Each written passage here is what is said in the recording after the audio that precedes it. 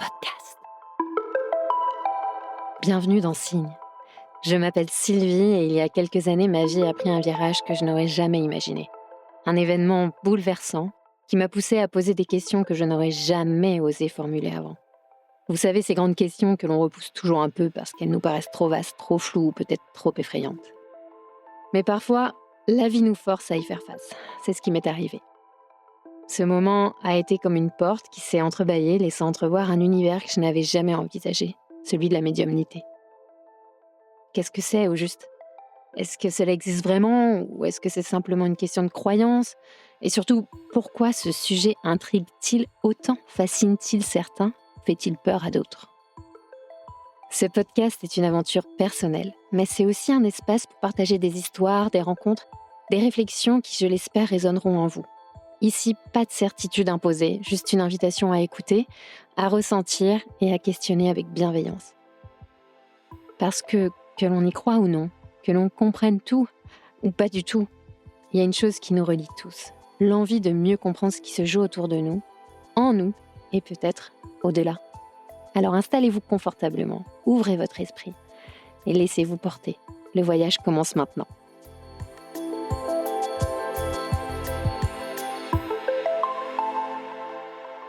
Dans le premier épisode, on a ouvert cette porte vers l'invisible. On a parlé des signes, de ces petites manifestations subtiles ou bouleversantes qui surgissent sans prévenir dans nos vies. On s'est demandé si la conscience pouvait vraiment survivre à la mort, si ce lien mystérieux entre les vivants et les défunts existait réellement. Mais surtout, on a évoqué ce moment clé, celui où tout bascule, où l'inexplicable s'impose, qu'on y croit ou non, où quelque chose vient défier notre logique et nous oblige à voir le monde autrement. Et ce n'est que le début. Tout au long de cette série, on va continuer à explorer ces phénomènes à travers des témoignages de médiums, mais aussi de personnes qui un jour ont vécu une expérience si troublante qu'elle a changé leur regard sur la vie et la mort. Et puis, on suivra surtout ma réflexion, ce chemin que j'ai décidé d'explorer avec vous. Et vous n'êtes pas au bout de vos surprises, parce que ça a dépassé toutes, je dis bien, toutes mes attentes.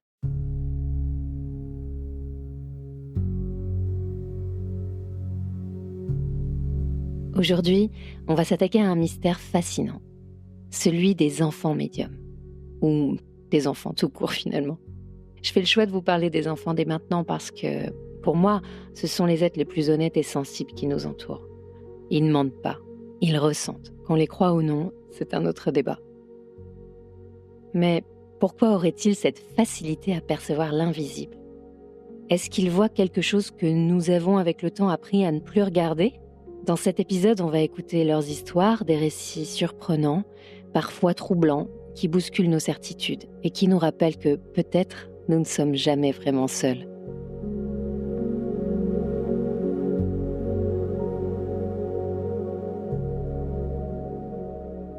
Il y a des instants dans une vie qui marquent un avant et un après, des moments où l'inexplicable s'invite, bouleverse nos certitudes et éveille quelque chose en nous que l'on ne soupçonnait pas. Cette nuit-là, j'ai compris que ma perception du monde allait changer pour toujours.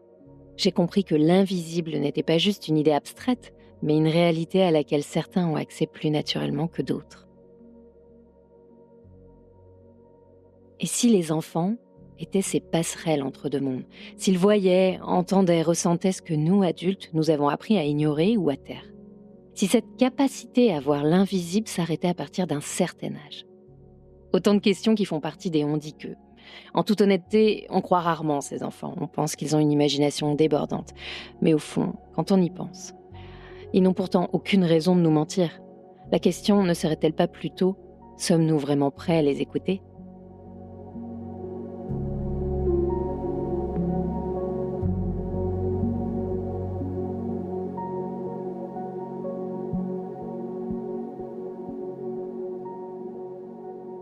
Quand ma mère est décédée en 2012, mon premier fils, Noah, n'avait que 4 ans.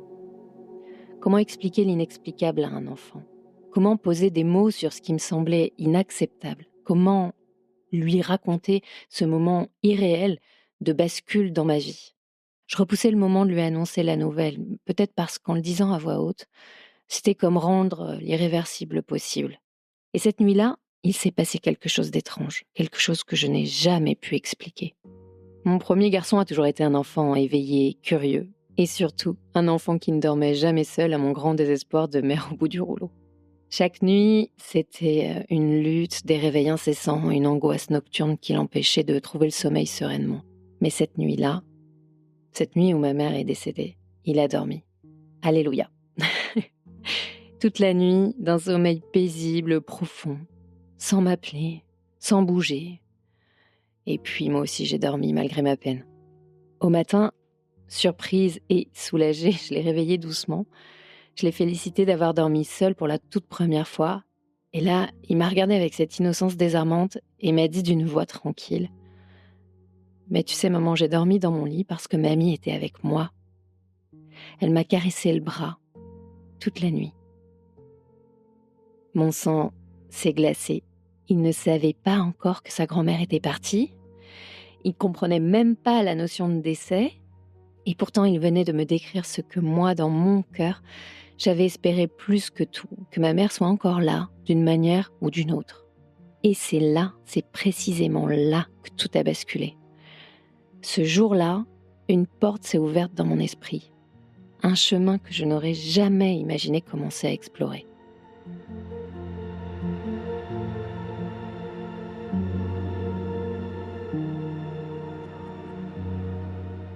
Mais vous savez quoi, ce phénomène, il n'est pas rare. Partout dans le monde, des milliers de parents témoignent de ces phrases, de ces visions, de ces conversations venues d'ailleurs. Pourquoi les enfants semblent-ils avoir un accès privilégié à ce que nous appelons l'invisible ? Alors oui, la science tente d'expliquer cela par l'imagination débordante, par la plasticité du cerveau, par le fait qu'ils ne sont pas encore conditionnés par nos croyances et nos interdits sociaux. Mais pour ceux qui vivent ces moments, l'impression est bien différente. C'est pas un jeu, c'est pas un caprice, c'est une expérience authentique qui laisse une empreinte indélébile. D'ailleurs, ces phénomènes ne se limitent pas à la médiumnité telle qu'on l'entend, je veux dire au contact avec les défunts. Ils touchent aussi les personnes et les enfants qui vivent des expériences à la frontière de la mort, ces moments où certains reviennent d'un état proche du décès avec des souvenirs troublants. On les appelle les expériences de mort imminente. Vous en avez forcément déjà entendu parler. Pour moi, le sujet est lié à la médiumnité parce que ces perceptions semblent mener au même monde, celui de l'après-vie, celui où l'âme, la conscience, l'esprit semblent survivre à la mort. Raymond Moody est un médecin et philosophe qui a été un des premiers à vraiment s'intéresser aux expériences de mort imminente. Dans les années 70, il a recueilli des centaines de témoignages de personnes qui ont frôlé la mort et qui racontent tout à peu près la même chose: la sensation de quitter leur corps, un tunnel, une lumière incroyable et des retrouvailles avec des proches disparus. Son livre, La vie après la vie, a marqué un vrai tournant parce qu'il a ouvert un débat, pas seulement spirituel, mais aussi scientifique. Les expériences de mort imminente, c'est pas juste un phénomène isolé. On estime qu'environ 5% de la population mondiale en aurait vécu une. Si on rapporte ça aux 8 milliards d'habitants sur Terre, ça représente près de 400 millions de personnes. C'est énorme. Et ce qui est fascinant, c'est que peu importe la culture, la religion ou l'âge, les témoignages se ressemblent tous. Mais ce qui intrigue encore plus, c'est ce qu'il a découvert chez les enfants. Des tout petits, trop jeunes pour avoir été influencés par des croyances ou des récits d'adultes. Et pourtant, ces enfants décrivent exactement les mêmes expériences. La sortie du corps, une lumière pleine d'amour, un sentiment de paix absolue. Des détails troublants qui posent une vraie question. Comment expliquer ça ? Je vous laisse écouter ce témoignage d'un jeune enfant extrait de son livre La vie après la vie, paru en 1975 et vendu à des millions d'exemplaires dans le monde.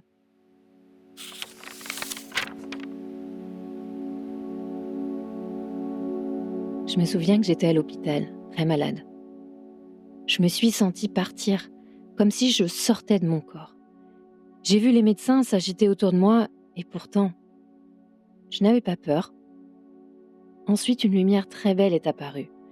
Ce n'était pas une lumière ordinaire, elle me parlait sans mots, et je me sentais aimée d'une façon que je ne peux pas expliquer. J'ai vu ma grand-mère qui était morte bien avant ma naissance, mais je savais que c'était elle. Elle m'a souri et m'a dit que ce n'était pas encore mon heure, que je devais retourner auprès de mes parents. Puis tout est allé très vite et je me suis réveillée dans mon lit d'hôpital. Et depuis ce jour, je sais que la mort n'est pas la fin. Et je n'en ai plus peur.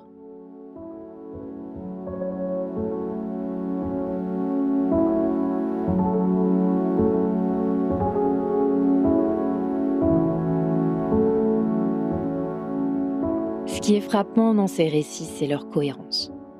Cette lumière, cette sensation de paix, ces rencontres avec des proches disparus, comment expliquer que de jeunes enfants sans connaissance préalable de ces concepts puissent les décrire avec tant de précision ? Et puis dans la vie de tous les jours, sans forcément être confrontés à une situation dramatique, certains enfants décrivent avec exactitude des personnes décédées qu'ils n'ont jamais connues. D'autres semblent communiquer avec des présences que personne d'autre ne perçoit. Des amis imaginaires ? Trop facile, c'est votre cerveau cartésien qui parle là. Comme le jour où la fille de cette amie est venue lui parler d'un certain monsieur. Ma fille, qui a 7 ans aujourd'hui, disons que depuis qu'elle est toute petite, dès qu'elle a, même à 2 ans, elle parlait déjà extrêmement bien. Elle parlait avec des gens tout le temps. Chez nous, elle parlait avec des gens. On se disait bon, elle a des amis imaginaires, voilà. Quand elle a eu 3 ans pendant le confinement, vraiment, elle a vraiment joué dans le jardin, vraiment des heures avec des gens. Et toi, Elle ne voyait pas. Mais toi, t'as tout de suite capté, du coup. Ah ben non, mais pas du tout. Ah vraiment, tu pensais Non, catégorie imaginaire, mais tout beaucoup le monde m'a dit, mais d'imagination. oui, de toute façon, c'est une enfant comme ça, elle a beaucoup d'imagination. Ouais. Tout le monde me dit ça. Elle parle beaucoup. Elle a toujours été comme ça, donc moi, j'ai pas pensé. Puis ça la dérangeait pas. non, ça la dérangeait pas. Elle jouait et tout ça. Puis après, c'est devenu un peu plus intense. C'est devenu voilà. Puis et puis vraiment, il y a un moment donné, notamment pendant le confinement, où on était dans notre maison en Charente, qui appartenait à mes grands-parents. Et elle vient me voir un soir et je lui dis va choisir un livre dans la bibliothèque. Voilà, un livre, un choupi, un petit ours brun, quoi. Puis elle se dirige, je sais pas où, dans la bibliothèque, puis elle me prend un vieux livre sur l'histoire de la Charente. Je me dis, qu'est-ce qui... Ça va être nul. C'est nul, Ça va être ton nul. choix. Et elle me dit, c'est Dany, je sais pas, et mon nom de jeune fille, qui me dit de te donner ce livre. Comment ? Je dis, pardon, qui ? Je connais pas cet homme qui me donne machin, mais elle me donne mon nom de jeune fille. Qu'elle pouvait pas. Elle avait quel âge ? Elle avait 3 ans. Voilà. Elle ne connaissait pas mon nom de jeune fille. Je me dis jamais. Je pense même pas que mes enfants, à cet âge-là, ne connaissent même pas ton nom de famille, de base, ni le leur. Oui, je pensais même pas qu'elle connaissait son nom de famille. Ouais. Et je lui dis pardon, elle me dit c'est un monsieur là, Dany machin, qui me dit de te donner ça. Ok, c'est bizarre, ok. Donc il y a eu ça, et puis voilà, elle me parlait de beaucoup de gens, elle jouait beaucoup avec un petit garçon, tout ça. Et puis après ça, donc elle devait avoir 3 ans et demi, là vraiment, on a commencé à voir les mêmes personnes. Alors, que fait-on de ces récits ? Comment réagir quand notre enfant dit voir ce que nous ne voyons pas ? Certains diront que c'est impossible, que c'est qu'un jeu d'enfant. D'autres, comme moi, auront ce moment de bascule, cette prise de conscience qu'il y a peut-être bien plus à comprendre, à accepter. Quand j'ai commencé à lire sur le sujet, à en parler autour de moi, j'ai découvert un univers insoupçonné. Des médiums qui, enfants, avaient eux aussi vécu ces expériences sans pouvoir les expliquer. Des parents qui avaient appris à écouter plutôt qu'à nier. Des témoignages qui, à force de similitudes, ne pouvaient plus être simplement ignorés. Valérie, qui est elle-même médium et que j'ai eu la chance de rencontrer pour ce podcast, nous parle de ses perceptions chez les enfants. Quand je vois des enfants qui souffrent parce que les parents ne sont pas aptes à écouter leur hypersensibilité, ça me rend dingue. Parce que moi, j'ai souffert de ça, de ne pas pouvoir l'exprimer. Et un enfant à qui on coupe l'herbe sous le pied par rapport à son hypersensibilité, à ses capacités cérébrales, à sa médiumnité, peu importe le mot qu'on porte dessus, c'est un enfant qui souffre. Et c'est un adulte qu'on va encore devoir reconstruire. Et ça, ce schéma, ça m'est insupportable. Et si nous avions tous cette capacité à percevoir l'invisible, mais que nous l'avions peu à peu étouffé en grandissant ?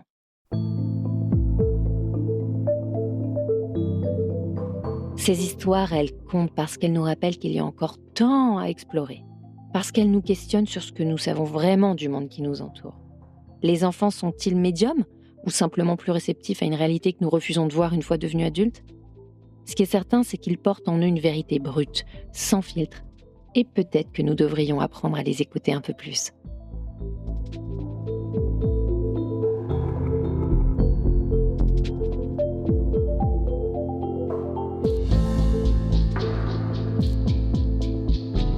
Le voyage continue. Chaque témoignage, chaque expérience est une pièce du puzzle. Et si nous restons ouverts, si nous laissons nos esprits s'aventurer au-delà des évidences, alors peut-être que nous pourrons entrevoir nous aussi ces signes qui nous entourent. Mais ces visites, aussi fascinantes soient-elles, ne sont pas toujours apaisantes. Parfois, les esprits reviennent chercher un pardon, une reconnaissance ou simplement quelqu'un qui puisse les entendre. Et si un jour vous les entendiez vous aussi ? Si sans prévenir une porte s'ouvrait et que vous ne pouviez plus l'ignorer ? Je vous laisse avec un extrait d'un entretien enregistré avec Sophie qui a vu ses perceptions devenir incontrôlables 2 ans après la naissance de sa fille. Et un soir, quelques années plus tard, ma fille avait 2 ou 3 ans. Mais elle parlait bien, donc 3 ans. Enfin, elle parlait bien, elle parlait instinctivement, enfin, où tu comprenais ce qu'elle disait, quoi. Je me rappelle que je commençais à m'endormir.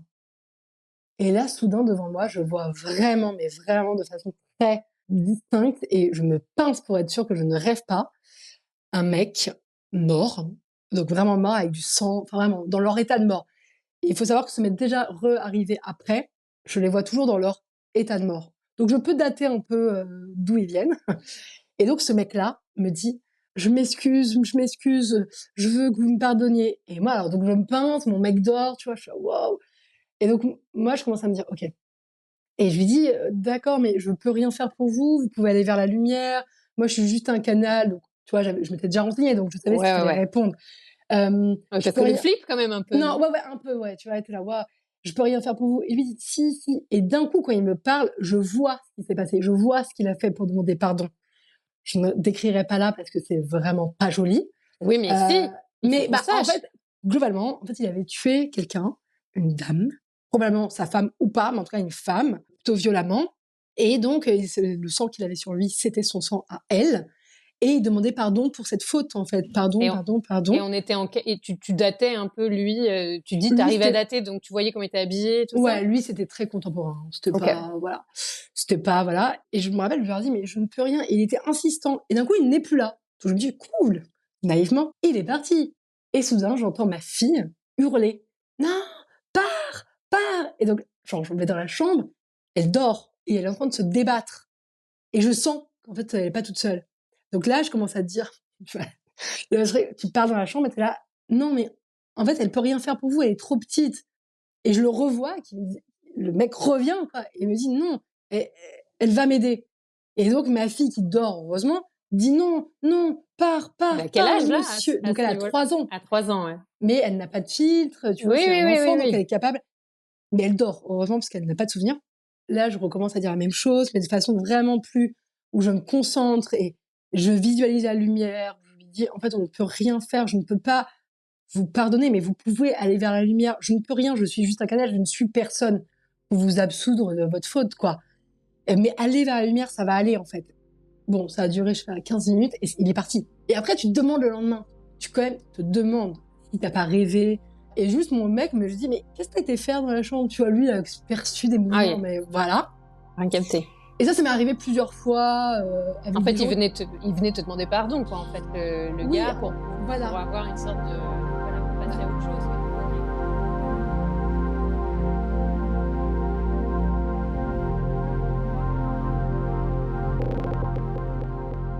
Dans le prochain épisode, nous plongerons au cœur d'une expérience où la médiumnité se fait plus troublante, plus oppressante. Une expérience qui a marqué celle qui l'a vécue et qui pourrait bien vous donner des frissons.